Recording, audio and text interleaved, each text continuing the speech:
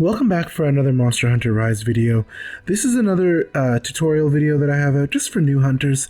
I've been asked a lot of questions from some of my new hunter friends, and I thought this might help for others who may have basic questions, just because sometimes reading the information in the game isn't quite as straightforward as people need it to be. So I'm going to go over the talisman creation process in this game. Talismans are the RNG device in this game. In the previous entry, Monster Hunter World, it was the decorations instead. So the talismans are equipable in a slot on your equipment there, and they will provide you points towards different skills in the game. In order to make talismans, you need to go over to the market and speak to Kagero or the other merchant in the blacksmith area. Now, what you will do is you will access his melding list, and they'll cost a certain amount of Chimera points you'll get from doing different things in the game. Now, once you access this menu, you will select one of these things. So the melding reflecting pool, haze, or later on in the game you'll access to the moon bow, wisp of mystery, and rebirth. So I have some wisp of mystery in here right now, so I'm going to take those talismans. And now what you're going to do is go to, if you're new, you're going to get the melding reflecting pool. The way this works is you open it up, you commit to paying your 100 points, and you choose the skill you're looking for on your talisman.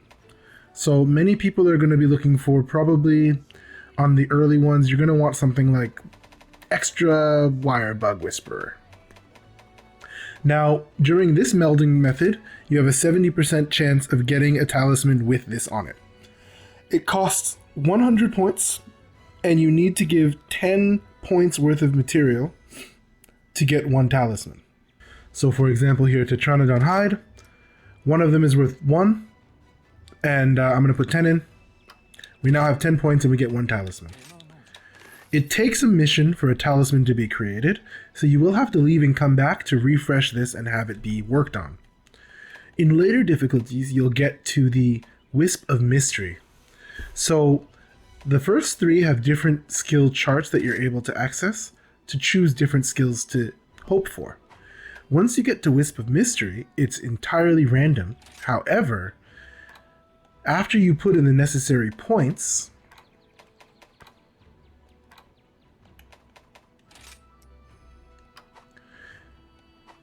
you will gain access to 5 random slots of talisman, and it will they'll all be random, but you'll get a lot more. The yield is 5 times what the yield is for the early ranks.